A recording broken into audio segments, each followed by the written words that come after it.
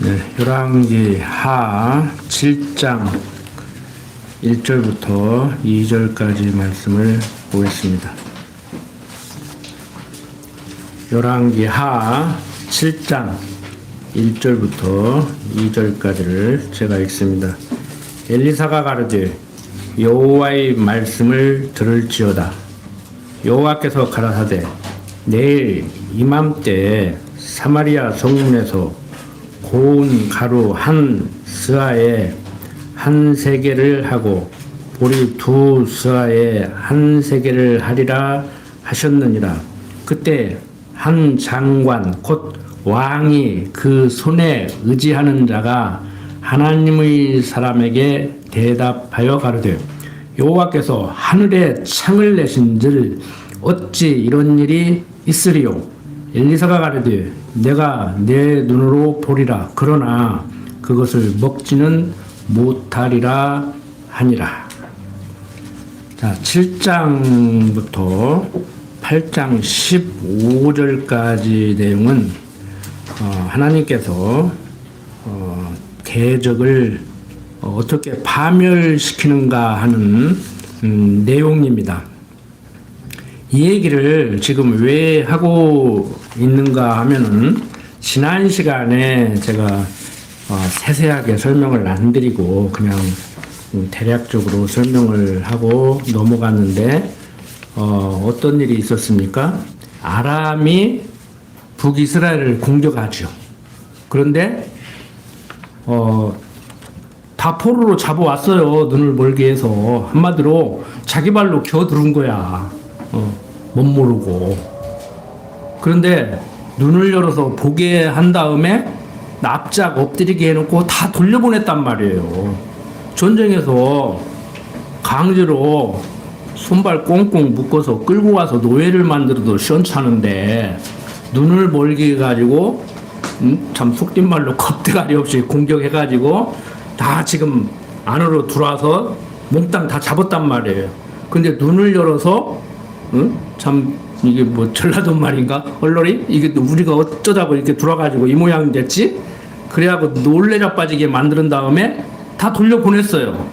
그러니 왕이 이제 성질이 나는 거지. 누구 맘대로 다 돌려보내냐, 대적을. 그래서 이제 왕이 화가 났는데 거기까지는 그래도 괜찮아. 그런데 아람 군대가 또 공격을 했어요. 그래서 포위돼 가지고 성 안에서는 어떤 일이 벌어졌느냐면은 지난 시간에 그 얘기까지 말씀을 드렸죠. 오늘은 네 아들 잡아먹자. 내일은 내 아들 잡아먹을게. 그래서 내 아들을 잡아먹었는데 다음날 지 아들은 못 잡아먹겠다는 거야. 그래가지고 지금 난리가 난 거예요. 이제 내분이 일어나는 거야. 지금 얼마나 지금 심각하느냐 하면은 인육을 먹는다는 얘기는요 갈 때까지 간 거예요. 그래서 뭐 지금 물가가 뭐 엄청 올랐다 뭐 이런 얘기를 하고 있는데 지금 뭐 물가가 지금 뭐 올라서 지금 엄청나게 지금 인플레가 돼서 지금 힘들다 이런 정도가 아니고 사람을 인육을 먹어야 될 지경에까지 이르렀으니 뭐 얼마나 심하겠습니까? 인육을 먹을 수밖에 없는 것이 그 6장 내용에 보면은 평소 먹지 않는 나귀 머리도 먹는데 또 값도 비싸고 그 다음에 제사 지낼 때 쓰는 그런 향료도 엄청나게 값이 뛰어가지고 이제 뭐 아무것도 할 수 없는 참 다시 말씀드리지만 자식들을 잡아먹여야 되는 지경에까지 이르러 버렸단 말이에요. 그러면 여러분들이 왕이라면 어떻게 하겠어요? 저 엘리사 저것이 그냥 놔준 것까지도 그러는데 다시 공격을 받아가지고 이 지경이 돼버렸으니 내가 너 잡아 죽인다. 너 죽이기 전에는 내가 정말 아무것도 하지 않을랜다 할 정도로 지금 눈이 뒤집어진 거죠. 한마디로.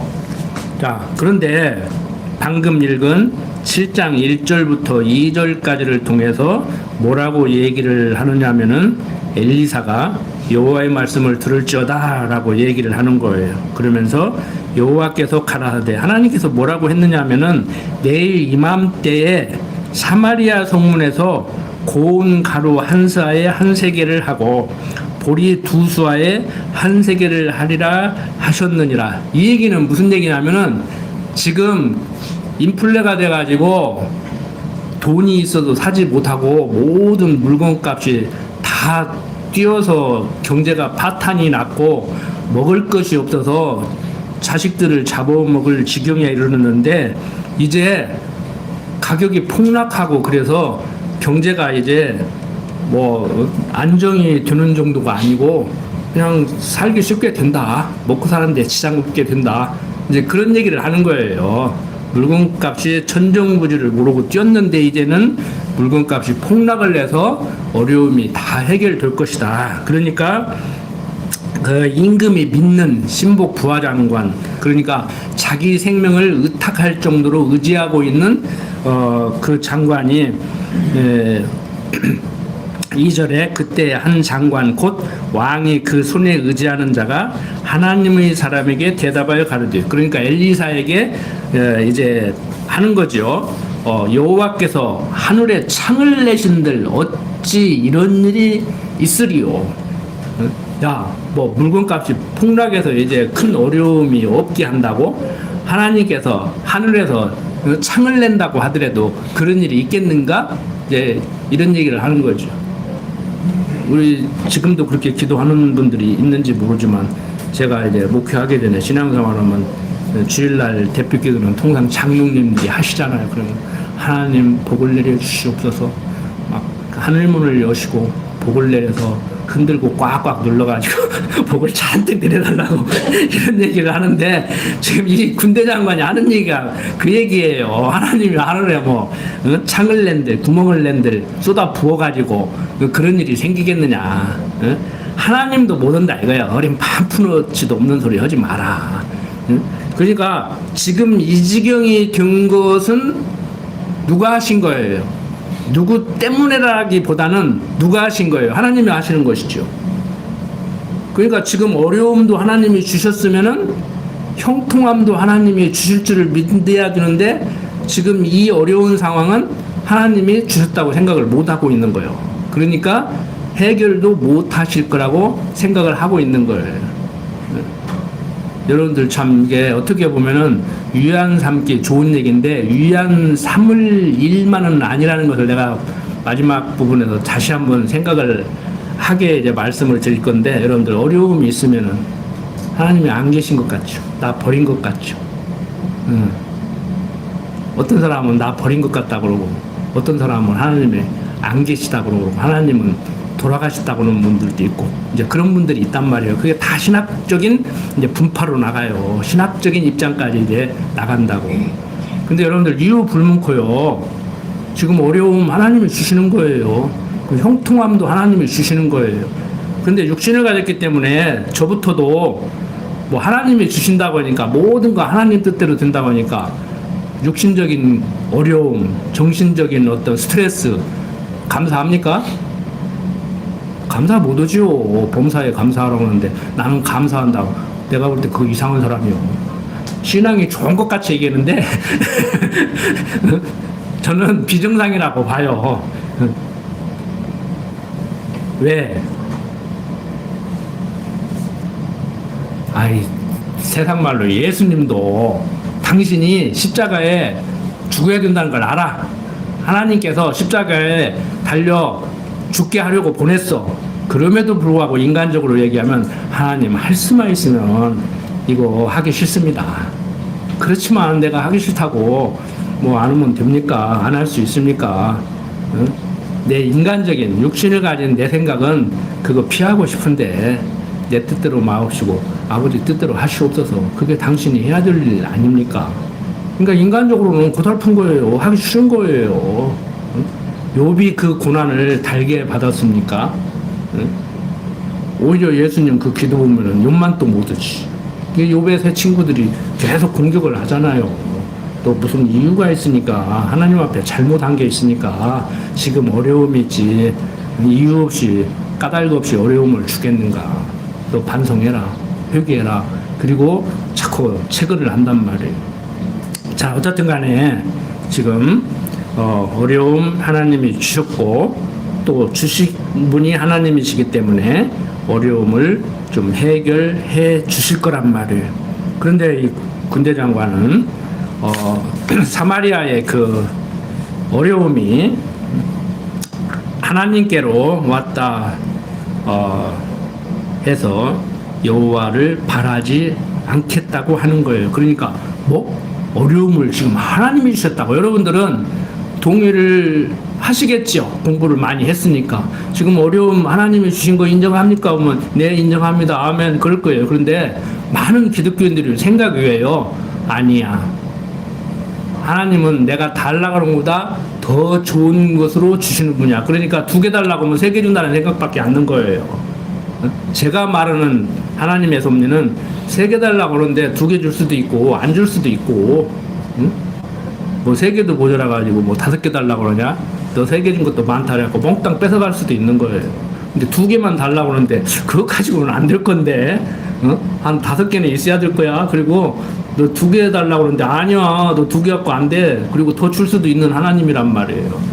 근데 답답식의 그런 신앙생활, 자기 육신적인 소행에 좋은 대로 자기 유리하게 생각을 한단 말이에요. 그러니까 기복신앙이냐 아니냐는 그냥 세상 말로 백지 한 장 차이예요. 살짝 넘어가면 기복이 되고 이쪽으로 오면은 기복이 안 되고 그런 거예요. 근데 여러분들 기복적이지 않다고 자신할 수 있습니까? 저도 그런 기도 한다니까요. 할 수만 있으면은 어려움 없게 해달라고. 아니, 아구리 너무 부하게도 하지 말고 너무 빈하게도 하지 말라고 한 그 기도는 인간적으로 얘기하면 그것도 욕심 아니냐고. 안 그래요? 너무 부자도 안 되게 하고 너무 가난하게도 안 되게 해달라니까 그건 욕심이 없다고 생각하는 거예요. 그게 좋다고 생각하니까 그렇게 해달라고 하는 거예요. 자기 좋은 대로 해달라고 하는 게 그게 기복이에요. 다른 거 없어. 아굴이 그렇게 기도를 했어요. 왜 그렇게 기도를 했느냐? 세상 이치를 깨닫고 보니까 너무 부자가 되면 부자가 돼서 문제가 되고 너무 가난하면 가난해서 문제가 돼. 오늘 오면서도 차 속에서 이제 얘기를 했지만 여러분들 너무 가난하면요 부모가 너무 없으면은요 자식들 크는데 고생해. 학교 공부도 제대로 못하고. 근데 부모가 돈이 많아가지고 잘 먹이고 이쁘면요 나중에 부모 죽기 전에 쌈 벌어지고. 집안 쌈 나는 사람들 치고 노란마주라도 있는 거요. 아무것도 없으면 쌈 안 해요. 쌈 할 일이 없어. 제가 어디 이렇게 사적인 자리뿐만이 아니고 요즘은 뭐 뉴스 시간에 정치인들도 그런 얘기를 하더라고. 그래서 그 뭐 오징어 게임이라는 게 도대체 뭐길래 저렇게 정치인들까지 얘기를 하는가 하고 내용을 알아야 말을 알아듣잖아요. 응? 그래서 그걸 한번 봤어. 근데 제 입장에서 그것을 전체적으로 그게 뭘 얘기하는가 보니까 돈이 많은 사람은 많은 대로 재미가 없어, 인생이. 돈이 없는 사람들은 없어서 인생에 재미가 없어. 그래갖고 돈 많은 사람들이 돈 없는 사람들을 불러가지고 게임을 시키는 거예요. 462명을 모아놓고 마지막 살아나는 사람이 그걸 다 갖는 거예요. 안 본 사람들로 내가 좀 사설 좀 하는 거예요. 그래갖고 보니까 뭐 이제 죽어. 뭐 그 게임을 해가지고 지는 사람은 죽어. 마지막에 한 사람 남아. 근데 중간에 자 멈춰라. 그러면 나머지 돈 n분의 1로 나눠 갖는다. 사는 사람들이. 그런데 어떤 사람들은 나눠 갖자고 그러고 어떤 사람들은 끝까지 가자고 하는데 나눠 갖자고 하는 사람들 끌려가. 왜? 민주주의적으로 투표를 해가지고 과반수가 넘으면은 그쪽으로 따라가야 돼. 그러니까 여기서 멈추고 한 5억씩 갖고 이제 그만 끝내고 가자 하고 싶은 사람들도 계속 해야 돼. 마지막 한 사람이 이제 462억을 다 갖는 거예요. 근데 보니까 그 돈을 내놓고 그 게임을 만드는 사람이 유장을 해가지고 자기가 게임을 하고 있는 거예요. 돈이 많아도 인생에 재미가 없고 돈이 없어도 재미가 없는데 돈이 있어서 그런 게임을 만들어 놓고 구경을 하는데 구경도 재미가 없어. 그러니까 자기도 죽을 수가 있는데 가서 자기가 게임을 하는 거야, 이제. 저는 그렇게 메시지를 받았어요. 그것을. 다른 거 없다. 사람들은 돈이 많고 적고를 떠나서 하나님 모르니까 재미없이 인생을 사는구나. 그래서 저는 재밌잖아요. 뭐 저보다 더 아픈 분도 계시지만 육신이 연약해가지고 나는 내가 기도했으니까 할 말도 없다니까. 그냥 좀 육신의 정욕만 좀 없게 해달라 했더니 허리를 탁 쳐버려가지고 무거운 것도 못 들고 내가 할 말이 없는데 육신적으로 건강하지 못하고 돈도 뭐 많이 없어서 뭐 항상 컴퓨터도 항상 중고나 사고 새거 한번 못 사고 그렇게 살아도 행복해요. 중요한 건 행복해야 되는 거 아니에요? 행복해야 되는 거 아니에요? 근데 많은 사람들이 돈이 많고 적음으로 행과 불행을 찾으려고 하고, 그리고 요즘 시대는 돈이 많으면 명예도 얻는 시대예요. 우리 조상들도 이미 얘기했잖아요. 돈이면은 산 호랑이 눈썹도 뽑는다고. 그게 불가능이 없다는 얘기거든요. 정말 그런 시대가 돼서 지금 살아가는데, 지금 하나님께서 모든 것을 다 하신다고 할 때, 그게 쉽게 인정된다. 나는 인정하고 산다. 그렇게 자신감 넘치게 사시는 건 좋은데 스스로를 가만히 돌아보시라고. 지금 내가 정말 하나님을 믿고 어려울 때 어려움에 처할 줄 알고 형통할 때 형통함에 처할 줄 아는가. 나는 정말 육신적인 그런 공고와 형통함 속에서 그것과 상관없이 나는 행복감을 누리고 사는가. 그걸 항상 생각해 보시라고. 그게 안 되니까 지금 문제가 되는 거 아닙니까? 개인이나 단체나 국가나. 윤석열이도 그냥 지가 대통령까지 됐는데 검찰총장 할 때만 못해가지고 신경이 나가지고 엎어버리려고 했다고 하잖아. 얼마나 재미가 없으면 그 부인이 막 너 때문에 막혔다고 그랬다고 하잖아. 오늘 또 정치 얘기 좀 하는데 정치 얘기가 아니라 애들 공부를 그렇게 시키고 학원 보내고 달달 볶아드는데 도대체 얼마나 대단한 무엇을 만들려고 그러냐고. 우리 어렸을 때만 해도요, 너 못 이고 싶어 그러면 대통령 그랬어요. 근데 요즘 애들은 대통령 되기 싫다고 한대요. 대통령 다 감옥에 가거든, 줄줄이. 그럼 요즘 애들은 대통령 되면 감옥에 가는가 보다. 그러고 이제 안 난다고 한대, 대통령. 세상적으로 최고 올라간 거 아닙니까? 그런데 행복하지 못하면 무슨 의미가 있냔 말이에요. 거기까지 올라가느라고 얼마나 고생하고 암투 속에서 살아남고 그렇게 고달픈 인생을 살아가지고 올라갔는데. 자, 이스라엘 백성들, 제가 지금 일반 현대사에서 우리나라에서 일어나는 일을 지금 언급을 했는데 그보다 더하죠. 우리 외정시대 때 자식들은 안 잡아먹었죠? 6.25 때 자식들은 안 잡아먹었죠? 근데 이 사람들은 지금 자식을 잡아먹고 있다니까. 그런데 지금 어려움을 하나님이 주셨다고? 그런 하나님이 어디가 있어? 그리고 뭐 내일 모레 바로 이제 그걸 해결해 준다고? 하늘에 구멍 내가지고 하나님이 뭐 막 쏟아 내려주냐? 어림없는 소리 하지 마. 나 그런 하나님 못 믿겠어. 이 말이에요, 바로. 이 말이라고. 여러분들은 믿으시겠죠? 믿어야지. 이 군대 장관만 또 못해서는 안 되지. 좀 수준을 높이자는 얘기지. 이 군대 장관하고 비교해서 되겠습니까? 이보다 낫다고?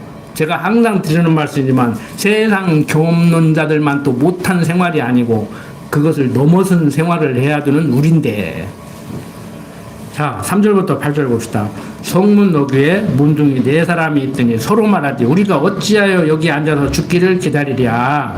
우리가 성에 들어가자고 할지라도 성중은 줄이니 우리가 거기서 죽을 것이요 여기 앉아 있어도 죽을지라. 그런즉 우리가 가서 아람 군대에게 항복하자. 저희가 우리를 살려두면 살려니와 우리를 죽이면 죽을 따름이라 하고 아람 진으로 가려 하여 황혼에 일어나서 아람 진가에 이르러 본즉 그곳에 한 사람도 없으니 이는 주께서 아람 군대로 병거 소리와 말 소리와 큰 군대의 소리를 듣게 하셨으므로 아람 사람이 서로 말하기를 이스라엘 왕이 우리를 치려하여 햇사람의 왕들과 애굽 왕들에게 값을 주고 저희를 우리에게 오게 하였다 하고 황혼에 일어나서 도망하지 그 장막과 말과 나귀를 버리고 진을 그대로 두고 목숨을 위하여 도망하였습니다. 그 문둥이들이 진가에 이르자 한 장막에 들어가서 먹고 마시고 거기서 은과 금과 의복을 가지고 가서 감추고 다시 와서 다른 장막에 들어가서 거기서도 가지고 가서 감추니라. 자, 상황이 지금 어떻게 됐어요? 문둥병자들은 성 안에 들어가서 살 수가 없어요. 성 바깥에 있단 말이에요. 자, 성 안이 더 경제적으로 안정되겠어요? 밖이 더 안정되겠어요? 전쟁 나면은 성으로 몰려요. 그리고 우리나라 역사를 봐도요, 성 바깥은 다 자기들 스스로 청야전술을 한다고. 적이 와서 식량으로 쓸 것을 다 없애버리고 백성들은 성 안으로 다 들어간다고. 근데 문둥병자들은 전쟁이 났는데 성 안으로 들어갈 수가 없는 거예요. 그 성 안이 그래도 지금 굶어 죽을 때 죽더라도 지금 성 안에서 자식들을 잡아먹는 상황이기 때문에 그래도 성 안이 낫단 말이에요. 그러니까 문둥병자들이 생각을 한 거예요. 아이, 성 안에 우리는 들어가지도 못하지만 안 굶어 죽으려고 들어간다고 흔들 거기서 자식들 잡아먹고 있대. 우리는 어차피 죽은 목숨이요. 원래 살아도 사는 목숨이 아니잖아.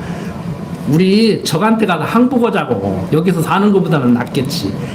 어차피 죽은 목숨인데 가서 그들이 죽이면 죽고 여행이 먹을 거라도 있으면 여기보다는 나을 거니까 살고, 응? 이판사판이다. 이제 그거야, 쉽게 말해서. 그런데 놀라운 이적이 일어나가지고 적군한테 항복으로 갔더니 적이 다 도망가 버린 거예요. 문둥병자들이 아무리 우리가 푸대접을 받고 살았어도 성 안에서 살지 못하고 쫓겨난 인생을 살았어도 이 조국의 일 아니냐 이거요. 우리나라의 일 아니냐 이거요. 우리가 가만히 있으면은 지금 받는 벌도 큰 벌을 받고 사는데 또 벌 받을까 걱정된다. 가서 임금한테 알려주자. 적군 도망갔다고. 지금 상황이 그거예요. 이제 재밌게 얘기를 하는 거예요 지금. 성경 재밌게 읽으세요. 딱딱 읽지 말고. 초등학교 1학년 바두가 그렇게 읽지 말고 소설책 읽듯이 읽으라고. 어떤 사람은 또 하나님 말씀을 소설책 읽듯이 읽으라고 했다고 또 시비 오더라고. 자, 9절부터 20절 봅니다. 문둥이가 서로 말하되 우리 소위가 선치 못하도다. 오늘날은 아름다운 소식이 있는 날이오늘 우리가 잠잠하고 있도다. 만일 밝은 아침까지 기다리면 벌이 우리에게 미칠지니 이제 떠나 왕궁에 가서 고하자 하고 드디어 가서 성 문지기를 불러 고하여 가르되 우리가 아람 진에 이르러 보니 거기 한 사람도 없고 사람의 소리도 없고 오직 말과 나귀만 메어 있고 장막들이 그대로 있더이다. 저가 문지기들을 부르매 저희가 왕궁에 있는 자에게 고하니 왕이 밤에 일어나 그 신복들에게 이르되 아람 사람이 우리에게 행한 것을 내가 너희에게 알게 하노니 저희가 우리 줄인 것을 아는 고로 그 진을 떠나서 들에 매복하고 스스로 이르기를 저희들이 성에서 나오거든 우리가 사로잡고 성에 들어가겠다 한 것이니라. 그 신복 중 하나가 대답하여 가로되 청컨대 아직 성중에 남아있는 말 5匹를 취하고 사람을 보내어 정탐하게 하소서. 이 말들이 성중에 남아있는 이스라엘 온 무리 곧 멸망한 이스라엘 온 무리와 같으니이다 하고 저희가 병거들과 그 말을 취한지라. 왕이 아람 군대 뒤로 보내며 가서 정탐하라 하였더니 저희가 그 뒤를 따라 요단에 이른즉 아람 사람이 급히 도망하느라고 버린 의복과 군물이 길에 가득하였더라. 사자가 돌아와서 왕에게 고하매 백성들이 나가서 아람 사람의 진을 노략한지라. 이에 고운 가루 한 사에 한 세겔이 되고 보리 2수하에 한 세겔이 되니 여호와의 말씀과 같이 되었고 왕이 그 손에 의지하였던 그 장관을 세워 성문을 지키게 하였더니 백성이 성문에서 저를 밟음에 하나님의 사람의 말대로 죽었으니 곧 왕이 내려왔을 때 그의 한 말대로라. 일찍이 하나님의 사람이 왕에게 고하여 이르기를 내일 이맘때 사마리아 성문에서 보리 2수하에 한 세겔을 하고 고운 가루 한 스하에 한 세겔을 하리라 한즉 그때 이 장관이 하나님의 사람에게 대답하여 가로되 여호와께서 하늘에 창을 내신들 어찌 일이 있으랴 하매 대답하기를 내가 내 눈으로 보리라 그러나 그것을 먹지는 못하리라 하였더니 그 장관에게 그대로 이루었으니 곧 백성이 성문에서 저를 밟음에 죽었더라. 긴 설명 필요 없죠? 문둥병자들이 가서 적군이 도망갔다 하니까 북이스라엘서는 어떻게 생각하냐면은 저 문둥병자들을 지금 시켜서 자기들을 성에서 나오게 해서 치려고 지금 공작을 하는 거다. 이렇게 오해를 하는 거예요. 그래서 정탐꾼을 보냈어요. 다 잡아먹고 말 5필 남았는데 그걸 타고 가다 보니까 얼떨이 진짜 도망가 버렸네. 그러니까 공격을 하려면은 이제 성 안에 있는 사람들은 이제 성을 지키는 방어를 해야 되잖아요. 그걸 이제 수성전이라고 그래요. 그럼 공격하는 사람들은 한 3배 이상의 힘이 있어야 돼. 그럼 공격하려면은 자기 나라에서부터 군량미를 가지고 와. 거기서 이제 노략질도 하지만 호음비백산에서 도망가다가 보니까 그들이 갖고 온 군량미가 잔뜩 쌓여 있어. 하늘에 구멍 내고 하나님이 쏟아 부어준 것은 아니지만 대적들이 놓고 간 군량미가 잔뜩 있어가지고 풍성하게 돼버렸단 말이에요. 그래서 앞에서 얘기한 대로 하나님이 하늘에 뭐 창을 낸데 그게 가능하겠느냐 그러니까 그런 일이 생기는데 너는 못 먹어. 죽어버렸어. 백성들한테 밟혀 죽어버렸어요. 그냥 그대로 된 거예요. 그대로 된 거예요. 자, 누가 죽었느냐 살았느냐 이게 중요한 게 아니고 하나님께서 모든 걸 하실 때 못하는 것이 없단 말이에요. 근데 세상 사람은 이해가 안 되지. 눈을 멀게 해서 몽땅 잡아왔으면 노예로 삼아도 시원찮은데 도로 돌아가게 하니까 또 겁대가리 없이 돌아가게 했으면 그만 오야지. 또 오네?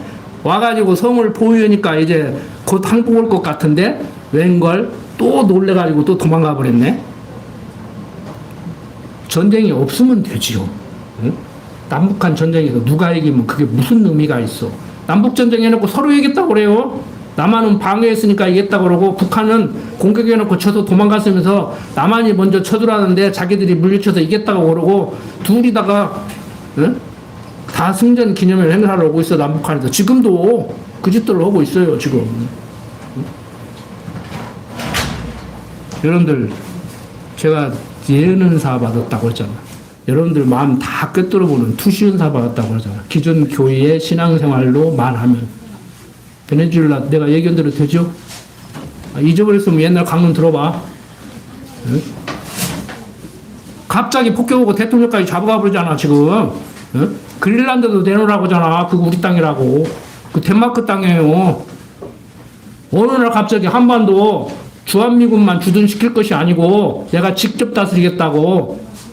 그러면 어떻게 할 거요? 어떻게 할 거요? 대들 거요? 뭘로 대들어? 대들 수도 없고 안 대들 수도 없고 이러도 못하고 저러도 못하고 하나님 몰라도 강대국 미국하고도 어떻게 못 해본다니까. 미국이 하라는 대로 해야 돼. 예? 그게 세상 이치예요. 하나님이 다 한다니까 뭐 그냥 예? 미국 우습게 몰고 달라들었다가 코피 쏟아. 예? 여러분들 그 모든 걸 지금 다 하나님이 하시는 거예요. 근데 신학자들은요 이미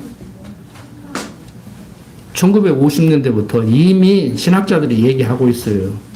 지금 300년 흘렀는데 미국은 망해가고 있는 나라다. 역사적으로 보면 로마가 제일 오래 갔는데 한 1500년 가고 한 4,500년 가요. 조선은 600년 갔는데 원래 운명이 500년인데 뭐 세종 묘를 뭐 이정해가지고 100년이 늘어났다 놨다 그러고 가르치더라고. 금방 한다 해서 그 대물이 금방 망하는 거 아니오. 미국이 망해도 뭐 한 100년이나 200년 있다 망하겠지. 역사적으로 보면은 지금 망해가고 있는 나라예요. 여러분들은 우리가 살아간다고 그러는데 태어난 순간에 죽어가는 거지만 육신적으로 얘기하면 언제부터 죽어가요? 나서 클 때까지 이렇게 크다가 이제 이건 살아간다고 그러지. 이제 커가다가 이제 늙어가지. 언제부터? 50살부터? 생물학자들은 20 서너 살부터 늙어간다고 그래. 그래도 한참 쌩쌩할 때 군대 데려가서 써먹는 거예요. 물물 안 가리고 막 피가 막 팔팔 끓을 때. 18살, 19살, 20살, 21살. 그 옛날 어른들은 28 청춘 16살. 그때 시집 갔잖아, 우리 할머니들. 여러분들 산다는 거 별거 아닙니다, 여러분들. 아웅다웅 하시지 말고 그냥 하나님 섭리 믿고 막 국제정세 때문에 너무 불안해 하시지 말고 6.25 같은 전쟁 뭐 일어나면 또 겪어야지 어쩌겠어. 지난번에도 얘기했지만 그 우크라이나 할머니 봐요. 어렸을 때 2차 대전 겪었는데 말년에 지금 똥 겪는다고 죽었다고 그러는데 어쩌겠냐고. 나이 드신 분들한테는 죄송한 얘기지만 6.25 겪었으니까 안 겪었으면 좋겠지만 저는 소원이 몰라. 지난번에도 말씀드렸지만 상하 결혼해서 자식까지는 생각 않고 그냥 상하 커가는 모습을 볼 때까지만 나 살아있는 동안에만 전쟁 안 일어났으면 좋겠지. 이제 우리 딸은 이제 자기 딸이 이제 시집가서 또 손자 볼 때까지 전쟁 안 일어났으면 좋겠다고 그러겠지. 그 욕심이에요. 욕심이라면 욕심이야. 소박한 꿈이지. 응? 이런 성경을 읽으면서 저는 그런 생각을 하는 거예요. 하나님이 모든 걸 다 하실 때 할 수만 있거든. 내 생전에. 저는 전쟁 끝나고 태어났으니까 전쟁이 뭔지 직접은 모른단 말이에요. 내가 뭐 역사를 전공하고 뭐 박사부대 전쟁도 안 겪어봤는데 모르지. 예? 군대 나갈 때 우리가 뭐 훈련하면 그러더라고. 뭐 월남 전쟁 겪은 양반이 너들 전쟁 해봤어. 그러니까 준이가 학도병 때 6.25 전쟁을 겪었는데 너희들이 전쟁을 아냐 그러더라고. 장교들 보고 나는 6.25 때 학도병으로 가서 전쟁을 했다 그러더라고. 안 해보면 잘 몰라요. 그래서 성경은 하나님을 경험하게 하려고 성경을 통해서 배운 하나님 직접 검증하게 하려고 7, 80년 살게 한다고 그러잖아요. 자, 하늘에서 창을 내신들 어찌 이런 일이 있으랴고 한 그런 원망 섞인 군대 장관에게는 너는 그런 일이 일어나도 죽을 거라고 얘기하더니 정말 말씀대로 죽게 됐습니다. 모든 것 하나님이 정하신 대로 되어짐을 얘기하고 있죠. 그리고 8장 1절부터 6절 보면은 이제 게하시가 왕에게 표적을 확인시켜 여인이 기업을 찾는 놀라운 일이 일어나게 됩니다. 엘리사가 이전에 아들을 다시 살려준 여인에게 이르되 너는 일어나서 내 권속과 함께 거할 만한 곳으로 가서 거하라. 여호와께서 기근을 명하셨으니 그대로 이 땅에 7년 동안 임하리라. 여인이 일어나서 하나님의 사람의 말대로 행하여 그 권속과 함께 가서 블레셋 사람의 땅에 7년을 우거하다가 7년이 다음에 여인이 블레셋 사람의 땅에서 돌아와서 자기 집과 전토를 위하여 호소하려 하여 왕에게 나아갔더라. 때 왕이 하나님의 사람의 사환 게하시와 서로 말씀하여 가르되 너는 엘리사의 행한 모든 큰 일을 내게 고하라 하니 게하시가 곧 엘리사가 죽은 자를 다시 살린 일을 왕에게 이야기할 때 그 다시 살린 나의 어미가 자기 집과 전토를 위하여 왕에게 호소하는지라. 게하시가 가르되 내 주 왕이여 이는 그 여인이요 저는 그 아들이니 곧 엘리사가 다시 살린 자니이다. 왕이 그 여인에게 물으매 여인이 고한지라. 왕이 저를 위하여 한 관리를 임명하여 가르되 무릇 이 여인에게 속한 것과 이 땅에서 떠날 때부터 이제까지 그 밭의 소출을 다 돌려주라 하였더라. 자, 이렇게 게하시가 왕에게 표적을 확인시켜 여인이 기업을 다시 찾게 되는 이런 일이 일어나죠. 막 지나갑니다. 7절부터 이제 15절 보면은 엘리사가 다메섹에 갔을 때 아람 왕 베나닷이 병들었더니 혹이 왕에게 고하여 가라되 하나님의 사람이 여기 이르렀나이다. 왕이 하사엘에게 이르되 너는 손에 예물을 가지고 가서 하나님의 사람을 맞고 저로 말미암아 여호와께 나의 이 병이 낫겠나 물으라. 하사엘이 드디어 맞으러 갈새 다메섹 모든 아름다운 물품으로 예물을 삼아 가지고 약대 40에 싣고 나아가서 저희 앞에 서서 가르되 당신의 아들 아람 왕 베나닷이 나를 당신에게 보내어 가르되 나의 이 병이 낫겠나이까 하더이다. 엘리사가 가르되 너는 가서 저에게 고하기를 왕이 정령 나으리라 하라. 그러나 여호와께서 저가 정령 죽으리라고 내게 알게 하셨느니라 하고, 하나님의 사람이 저가 부끄러워하기까지 쏘아보다가 우니 하사엘이 가로되 내 주여 어찌하여 우시나이까. 대답하되 내가 이스라엘 자손에게 행한 모든 악을 내가 알미라. 내가 저희 성에 불을 놓으며 장정을 칼로 죽이며 어린아이를 메어 차며 아이벤 부녀를 가르리라. 하사엘이 가르되 당신이 개같은 종이 무엇이간데 이런 큰 일을 행하오리까. 엘리사가 대답하되 여호와께서 내가 아람 왕이 될 것을 내게 알게 하셨느니라. 저가 엘리사를 떠나가서 그 주인에게 나아가니 왕이 묻되 엘리사가 내게 무슨 말을 하더냐. 대답하되 저가 내게 이르기를 왕이 정령 나으시리라 하더이다. 그 이튿날에 하사엘이 이불을 물에 적시어 왕의 얼굴에 덮음에 왕이 죽은지라. 저가 대신하여 왕이 되니라. 아무것도 아닌 내가 무엇을 하겠습니까? 무엇을 했습니까? 저는 한 게 없습니다 하듯이 그런 식이에요. 인간이 교만할 대로 교만하면 하나님이 온데가 안 데 없고, 겸손한 체 하는 것도 굉장히 겸손한 체 하는데 그것도 하나님 부인하는 거예요. 인간적으로 사람들은 교만하면 하나님 잊어버리고 겸손하면 하나님 안 잊어버린 것 같은데요. 그 겸손한 체 하는 그것도 잘 봐야 돼. 그게 정말 우리가 생각하는 겸손인가, 성경적인 겸손인가, 아니면은 하나님을 모르기 때문에 자기가 자기를 낮추면은 낮춰지고 자기가 그것을 할 수 없다고 하면 못하고 그런 것인가 생각을 해야 돼요.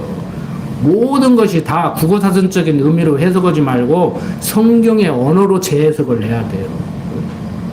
공의가 정의상이 구현같이 오해하듯이 전두환 선생님이 정의사회를 부르짖었는데 그 사람같이 정의를 부인하는 사람이 어디가 있습니까? 그런데 성경이 말하는 공의의 하나님은 정의사회를 구현하는 하나님이 아니라니까.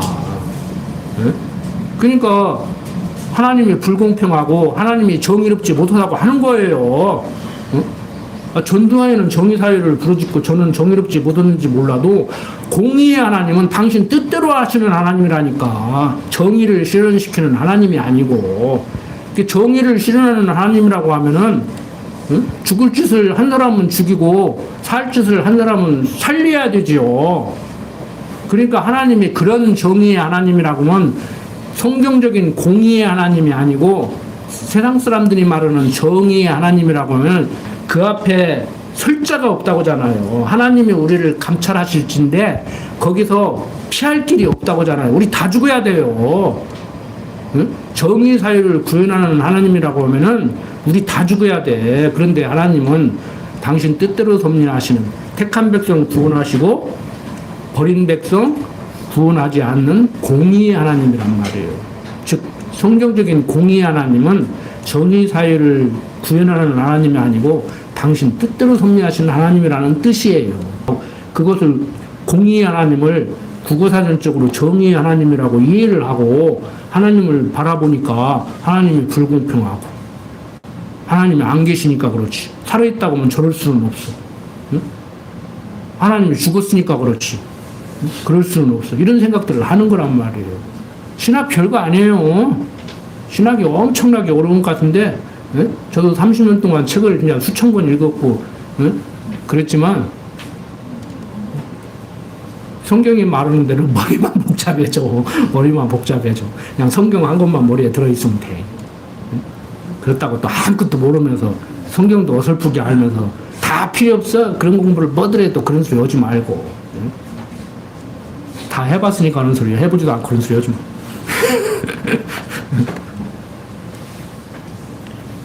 여러분들 모든 것 하나님 뜻대로 됩니다.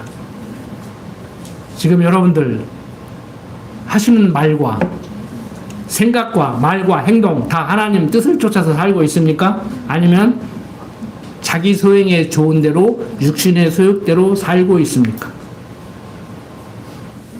깊이 생각하시라니까. 그냥 대충 생각하시지 말고. 자. 자, 하나님 뜻대로 살고 싶어요? 하나님 뜻을 아래야 살든지 말든지 좋지. 오늘 A 남자하고 결혼한 것이 하나님 뜻이고 B 남자하고 결혼한 것이 하나님 뜻이고 지금 결혼한 사람들은 지금 그게 하나님 뜻이고 살다 보니까 아닌 것 같아? 그럼 바꿔. 그게 하나님 뜻이요? 그게 헷갈리는 거요. 제가 직장에서 그만둘 때요, 군에서 제대할 때 집사람이 40일 초래 기도를 3번 했어. 모르겠대. 나도 모르겠어. 나는 근무를 해야 되니까 철야기도 못했어. 금식기도도 못했어. 집사람은 죽을 상이지. 군인 멋있어서 결혼했는데 별 달기 기다렸더니 제대한다고 그래. 완전 어거지 이제. 그 40일 기도를 3번 했다고 본인이 그랬어요. 어떤 게 하나님 뜻이요? 내가 하나님 뜻이라고 확신을 하고 제대한 것 같아요? 이제 크게 잘 모르게 직업을 몇 번 바꿨지만 학교 선생님 그만둘 때도 한 2, 3년 막 했어. 사표를 내는데 1년만 더 근무해달라고 해서 1년간 더 근무했어. 직장에서 사표 내면요, 함부로 안 받아요. 생계가 달린 거기 때문에. 무슨 불만이 있는가. 응?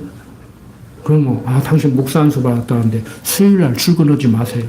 토요일날, 일요일날 당직 쓰지 마세요. 학생들에도 좀 더 근무해 주십시오. 그들은 즉흥적으로 뭐 화나서 뭐 사표 내는 게 아니란 말이야. 진짜라고. 내가 사정사정 했다니. 진짜라고. 나 나가야 된다고. 응? 응답 받았어요? 어떤 사람들은 응답 받았다고 그러는데 저는 신앙이 없어서 믿음이 없어서 그런지 기도빨이 약해서 그런지 응답이 없더라고. 결국에 우리는 앞에서 배웠잖아요. 육신의 소욕대로 자기 소행에 좋은 대로 해요. 하나님 뜻이 어디가 있는가는 나중 문제고 자기 소행에 좋은 대로 한다고. 근데 그런 것이 하나님 뜻대로 되어지는 것이지. 그러니까 하나님 뜻대로 됐다는 말과 하나님의 뜻을 분별하고 산다는 말은 별개의 문제예요. 결국에 우리는 자기 소행에 좋은 대로 해. 신앙이 좋든지 나쁘든지. 그게 옳고 그르고를 떠나서 자기 소행에 좋은 대로 한다고. 그런데 그것이 하나님의 섭리 가운데서 로마서 기자가 하는 말이 바로 그 말이에요. 육신의 소욕대로 내어버려 두사. 우리들로 하여금 그렇게 해서 어떤 사람은 하나님 뜻이라고 확신을 하고 기도 응답받았다고 그렇게 하고 저같이 도통 모르겠다고 하는 사람도 있고 뭐가 뭔지 모르겠다. 아이고 죽겠다. 예? 다음에 무슨 직업을 가져야 될지는 모르지만 지금 여기서 스트레스 받아서 못 살겠다. 그리고 일단 사표 내고 보자. 대책도 없이 그렇게 하는 사람도 있고 자리를 마련해 놓고 나가는 사람도 있고 별의별 사람들이 다 있죠. 결국에는 하나님의 뜻을 분별해야 되는데 분별 못해요. 성경은 말하잖아요. 분별을 못하게 했다고. 하나님 뜻을 모르겠다고 하잖아요. 왜? 당신이 여호와의 일에 예비해놓고 임마누엘 함께 하시면서 인도하는 대로 그 삶을 살게 하려고. 그러니까 한 치 앞을 내다보지 못하게 했다고. 그리고 어디로 가야 될지 목표가 없는데 방향을 어떻게 정해요? 목표가 있어야 방향을 정하지. 근데 우리 하나 확실한 건 있어. 목표는 천성을 향해서 가는 거예요. 그래서 알미니안주의자들의 말이 빨리 먹히는 거예요. 저도 알미니안주의적 설교를 하면은 설교를 여러분들 편하게 쉽게 아주 논리적으로 할 것 같아. 근데 하나님의 작정과 예정을 얘기하다가 보니까요. 자유의지가 있다고 할 수도 없고 자유의지가 없으면 하나님께 이끌려 가는데 지금 당신 뜻을 알려줘 가지고 확신을 가지고 당당하게 나가게 했으면 좋겠는데 아픔 캄캄해 가지고 분별은 못 하겠지. 결국에 누구나 육신의 소욕대로 사는 거예요. 로마서 기자가 얘기했듯이 자기 소행에 좋은 대로 하는 거야. 그러니까 육신의 소욕대로 내어버려 두사 하나님은 당신 뜻을 이루어 나가는 것이죠. 그러니까 지금 여러분들이 하는 일이 이게 옳다 그러다 함부로 얘기하지 말라니까. 이게 맞다 틀리다. 어떤 사람들은 정답을 내려놔. 그게 자기 지금 말과 행동이 정답이래. 그게 무슨 정답이요? 직업 바꾸는 게 정답이에요? 안 바꾸는 게 정답이에요? 이 사람하고 결혼하는 게 정답이에요? 저 사람하고 결혼하는 게 정답이에요? 몰라. 그냥 자기 좋은 대로 오는 거요. 그래서 여러분들 지금 세상이 왜 혼탁하다고 하냐면은 지금 지금 미국이 강대국으로 뭐 베네수엘라를 뭐 점령하고 뭐 그린란드를 먹겠다고 그러고 뭐 우크라이나 전쟁은 끝낼 기미가 안 보이고 유럽은 세계 전쟁이 일어날까 봐서 지금 난리를 치고 있고 그게 중요한 게 아니에요. 우리 가치관이 혼란하기 때문에 그런 일들이 벌어지는 거야. 그걸 모르니까 우리나라에서는 아직도 뭐 베네수엘라가 사회주의를 해가지고 보편복지를 하다가 보니까 망했다. 우리나라 베네수엘라 짱 날라고 그러냐 하는데 몰라도 한참 모르는 소리요. 베네수엘라가 어디에 있는 나라인지도 모르면서 그따구 소리를 하고 있어 국민들이. 그 속을 뺏으려고 그런다니까 처음부터. 예? 여러분들 요즘 또 시대적인 얘기를 할게요. 지금 결혼도 안 하려고 그러고 애도 안 낳으려고 하니까 막 낙태 방지법을 만들어가지고 그게 문제가 되니까 또 베이비 박스를 만들어가지고 또 그게 문제가 되니까 국회의원들은 앉아가지고 야 이거 어떻게 하면 될까? 야 애를 낳는 의사가 출생신고를 바로 하게 만들어버리자. 그러니까 이제 병원을 안 가. 이제 옛날 산파가 도로 있어가지고 애를 낳고 또 그러고 있어. 그럼 이거 어떻게 해야 될까? 그러니까 의사가 출생신고는 법을 만들자고 했는데 그 법을 만들기도 전에 또 문제가 생기는 거예요, 이제. 어떻게 얘기할 거냐. 지금 사회 문제를 제가 생각하자고 그런 거 아니에요. 여러분들 가서 국회의원 해도 못해. 어떻게 해결할 거예요? 군산시장 해도 군산시의 문제점 해결 못해요. 이걸 정리해야 된다니까. 어차피 세상은 그래요, 세상은. 응? 아우구스티누스가 하나님의 도성이라는 책을 써가지고 하는 얘기가 바로 그 얘기예요. 게르만 민족이 로마를 쳐들었단 말이에요. 그러니까 로마 시민들이 우리가 섬기던 제우스 신을 섬겼어야 되는데 하나님을 지금 섬긴다고 기독교를 인정하더니 국교화 시켜가지고 이러니까 지금 날벼락 맞는 거 아니냐. 그러니까 그 성 어거스틴이에요. 신학에서 말하는 그 사람이 야 그런 거 아니야. 너희들은 자꾸 세상 나라를 가지고 하나님 나라를 이해하려고 하는데 그런 거 아니야. 지금 하나님께서 어려움도 주고 형통함도 주고 도대체 분별을 못 하겠지?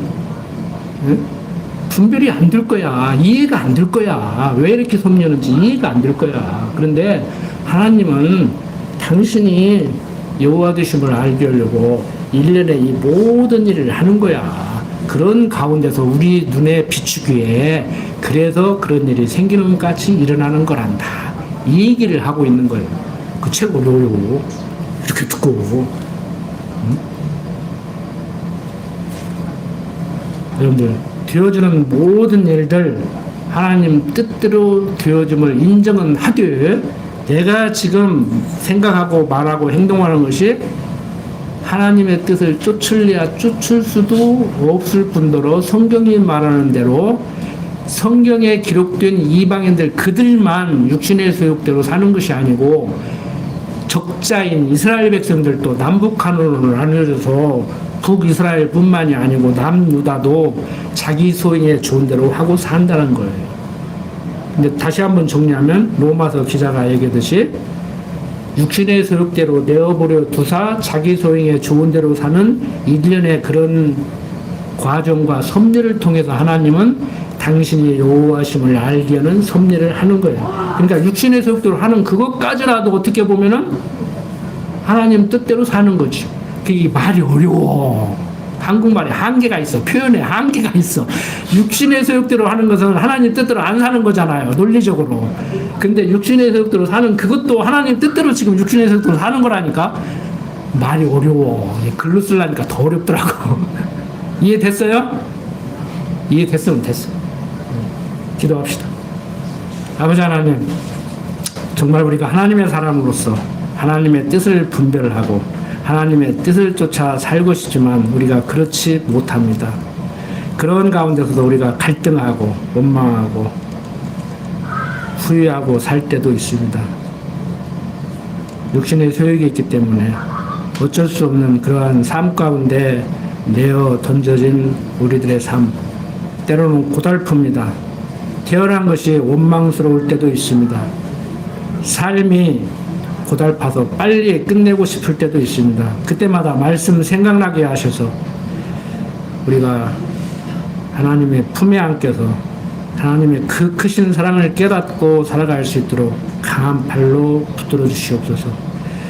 육신의 소욕이 있는 한 하나님의 뜻을 제대로 분별할 수 없기 때문에 방황할 때마다 말씀 생각나게 하셔서 좌절하지 않고 절망하지 않고 낙심하지 않고 살아가게 하여 주시옵소서. 부족한 종 예수님 이름으로 기도드립니다. 아멘.